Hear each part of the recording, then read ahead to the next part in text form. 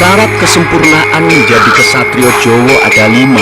Yang pertama wismo atau rumah, yang kedua wanita atau istri, yang ketiga adalah turonggo atau kendaraan, yang keempat adalah kukilo atau burung sebagai hobi, sedangkan yang terakhir adalah curigo atau keris atau senjata sebagai lambang kewaspadaan, kesiagaan, keperwiraan, dan alat untuk mempertahankan diri dari apa yang kita miliki.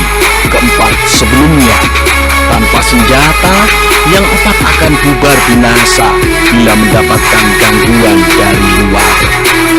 Selamat datang di channel Tosan Aji Nusantoro, channel yang akan membahas tuntas tentang seluruh persenjataan yang ada di seluruh wilayah Nusantara, tentang dapur, tentang pamor, tentang ricikan, tentang tuah, tentang filsafat yang terkandung di dalam mahakarya Tosan Aji Nusantoro.